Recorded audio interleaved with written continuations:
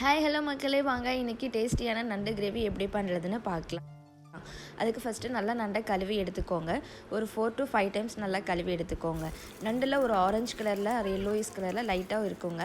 அதை மட்டும் மேலாப்பில் எடுத்துட்டு ஒரு ப்ரெஷ் வச்சு நல்லா கழுவி எடுத்துக்கோங்க. அதுக்கப்புறம் மஞ்சப்பொடி போட்டு நல்லா ஒரு கழுவி எடுத்துக்கோங்க. நண்டோட மேல் ஓடு இருக்கு இல்லையா, அதை வந்து யூஸ் பண்ணாத டூத் ப்ரஷ் வச்சு நல்லா கழுவி எடுத்துக்கோங்க. நான் இன்றைக்கி 3/4 கிலோ நண்டு எடுத்திருக்கேங்க. இப்போ நான் சொல்கிற அளவு எல்லாமே 3/4 கிலோ நண்டுக்கு. 1 கிலோ நண்டுனா கூட ஒரு 1/2 ஸ்பூன் சேர்த்துக்கோங்க எல்லாத்துலேயுமே. வாங்க இப்போது நண்டு கிரேவி ரெடி பண்ணலாம். நண்டு கிரேவிக்கு ஒரு பேஸ்ட் ரெடி பண்ணுறோங்க. அதுக்கு தேவையான பொருட்கள் பார்க்கலாம். தேங்காய் 1 கைப்பிடி அளவு, 2 பச்சை மிளகாய், 2 வரமிளகாய், 4 பல் பூண்டு, 1 ஸ்பூன் சீரகம், 1 ஸ்பூன் சோம்பு, மிளகு 1 ஸ்பூன் எடுத்துக்கோங்க. வறுகடலை ஒரு 4 ஸ்பூன் எடுத்துக்கோங்க. இப்போ இதெல்லாம் ஒரு மிக்ஸி ஜாரில் ட்ரான்ஸ்ஃபர் பண்ணிவிட்டு இது கூட தண்ணி சேர்த்து நல்லா பேஸ்ட் மாதிரி அரைச்சிக்கோங்க.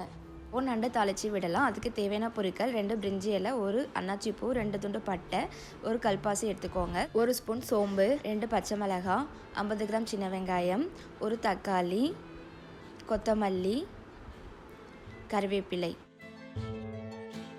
இப்போ ஒரு கடாய் எடுத்துக்கோங்க. அதில் தேவையான அளவு எண்ணெய் சேர்த்துக்கோங்க. கடுகு ஆட் பண்ணிக்கோங்க. உளுந்தம்பருப்பு ஆட் பண்ணிக்கோங்க. அதுக்கப்புறம் 2 துண்டு பட்டை, 1 கல்பாசி, 2 பிரிஞ்சி இலை, சோம்பு இதெல்லாமே ஆட் பண்ணிக்கோங்க. 2 பச்சை மிளகாய், கறிவேப்பிலை இதெல்லாம் ஆட் பண்ணிவிட்டு கொஞ்சம் லைட்டாக தாளித்து விட்டுக்கோங்க. இப்போ சின்ன வெங்காயம் சேர்த்துக்கலாம். சின்ன வெங்காயம் சேர்த்துட்டு அதை நல்லா பொன்னிறமாக வறுத்து விடுங்க. வெங்காயம் பொன்னிறமாக ஆன பிறகு தக்காளி சேர்த்துக்கலாம். ஒரு தக்காளி சேர்த்துருக்கேன். இப்போது இதையும் நல்லா வதக்கி விடலாம்.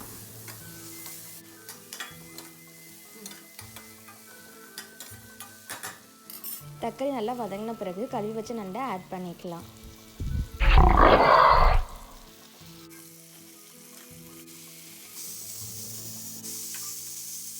இப்போது இதை நல்லா வதக்கி விடலாம். வதக்கி விட்டுட்டு இப்போது கொஞ்சம் மஞ்சப்பொடி சேர்த்துக்கோங்க. மஞ்சப்பொடி சேர்த்துட்டு நல்லா வதக்கி விடுங்க.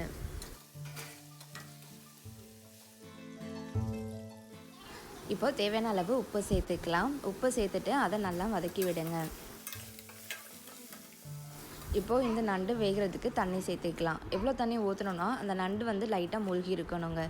ஸோ அந்த அளவுக்கு தண்ணி சேர்த்துக்கோங்க.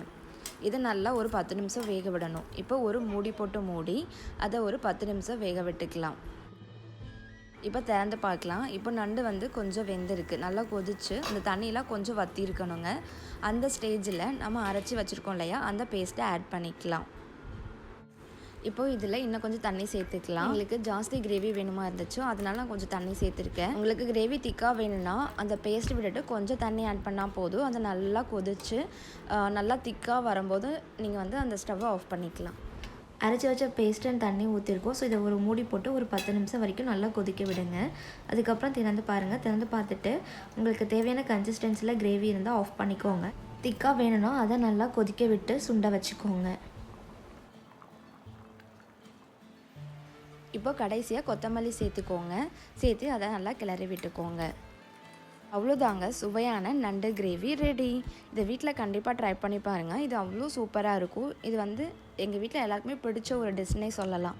இந்த கிரேவி இட்லி அண்ட் சாதத்துக்கு ரொம்ப சூப்பராக இருக்குங்க. இந்த ரெசிபி பிடிச்சதுன்னா லைக் பண்ணுங்கள், உங்கள் ஃப்ரெண்ட்ஸ்க்கு ஷேர் பண்ணுங்கள், சப்ஸ்கிரைப் பண்ணுங்கள்.